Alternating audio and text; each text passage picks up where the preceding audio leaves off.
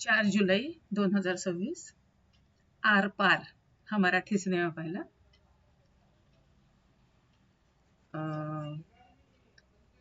आजच्या नवीन पिढी करता जरा जास्ती चांगला आहे किंवा युथ करता जास्ती चांगला आहे किंवा त्यांच्या विचारसरणीला जुळणारा असा आहे. आमच्या पिढीला जरा थोडस काही गोष्टी खटकतात, पण ओव्हरऑल ठीक आहे. ललित प्रभाकर आहे. अति लाड, वडिलांचा दबदबा आणि म्हणजे नवसाचं झालेलं कार्ट आपण जे म्हणतो, तर त्या दृष्टिकोनातनं त्याचं सगळं गोष्टी पुऱ्या होत जातात. त्याच्यामुळे त्याला असं नकार ऍक्सेप्ट करायची सवय पण नसते आणि आवडलं पाहिजे ते मिळत गेलेलं असतं. त्याच्यामुळे मग एखादी गोष्ट जर आवडली तर ती दुसऱ्या कोणाला मिळता कामा नाही म्हणण्यापेक्षा जर ती दुसऱ्यांनी घेण्याचा प्रयत्न केला तर मग म्हणजे रक्त खवळणं काय असतो प्रकार तो ललित प्रभाकरच्या बाबतीत दाखवला गेलाय. तर हा एक मोठ्या बड्या बापाचा मुलगा असतो ललित प्रभाकर आणि त्याला एक मोठी बहीण असते, लग्न झालेलं असतं तिचं, आणि हा नवसाचा असल्यामुळे सगळेच त्याचे हट्ट पुरवलेले असतात. तो तसा हुशार असतो, ऑलराऊंडर असतो, ऑफिसमध्ये पण चांगलं काम करत असतो, बॉस खुश असतात त्याच्या कामाने, आणि फुटबॉल खूप छान खेळत असतो. तर आणि त्याच दरम्यान त्याची हिच्याशी ओळख होते, हिरोईनशी, आणि दोघं प्रेमात पडतात आणि कमिट होतात म्हणजे एकमेकांशी. पण त्याचबरोबर तिची एक मावशी असते जिच्याकडे ही राहत असते. तिच्या ऑफिसमध्ये एक मुलगा असतो, तो हिच्या कॉन्टॅक्टमध्ये येतो आणि न जाणो कशी ती त्याच्याकडे थोडीशी आकृष्ट होते आणि नको ते घडून बसतं त्या दोघांच्या मध्ये.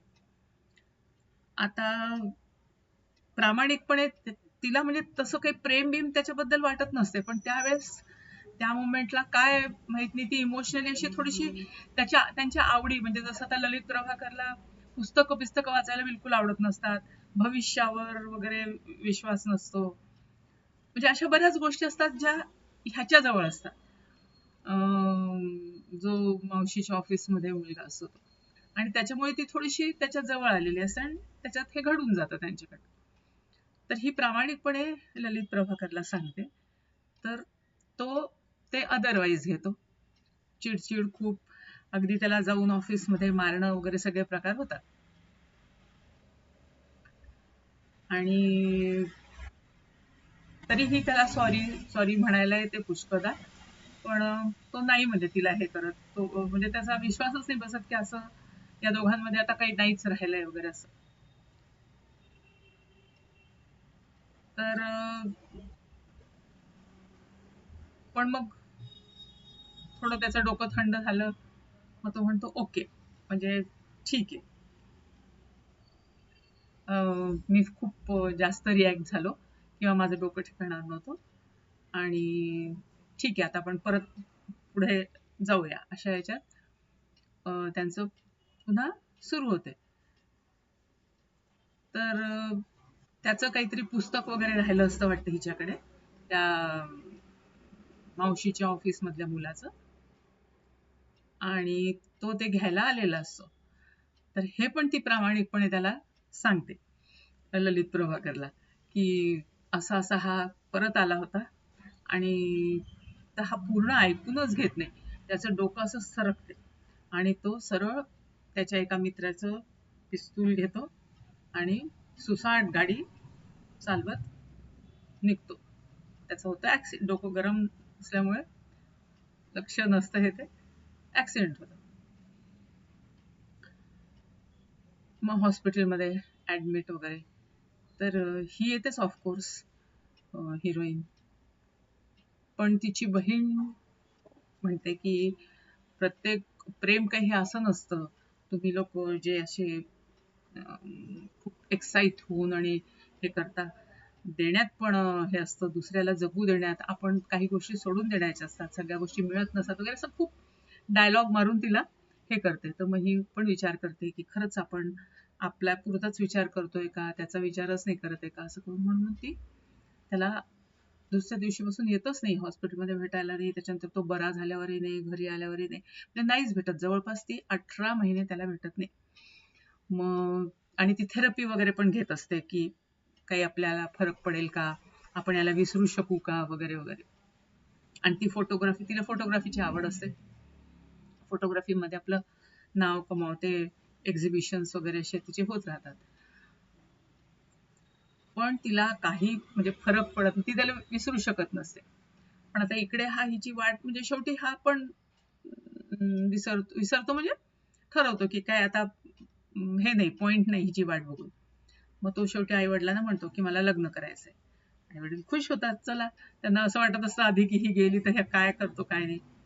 मग अगदी प्रॉपर बघायला जाऊन वगैरे मुलगी पसंत करणे वगैरे प्रकार होतात. मुलगी छान असते, शिकलेली असते.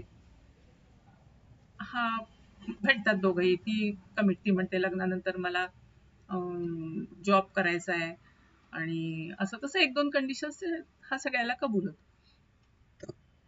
लग्न ठरते. साखरपुड्याला अंगठ्या घ्यायला म्हणून हे लोक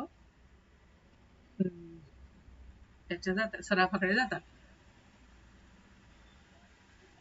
तर तिथे ही येते, आधीची हिरोईन, आणि तिला पाहून पुन्हा याचं डोकं सरकतं. मग ती म्हणते मला बोलायचं तुझ्याशी, आणि मग सरळ सांगते की मी नाही तुझ्याशिवाय राहू शकत, मी खूप प्रयत्न केला पण माझ्याच्यानी नाही राहिलं, सारखं तुझं तुम्हाला झोप लागत नाही, किती दिवस, म्हणजे ती आपलं रडगाणं त्याच्यासमोर मांडते.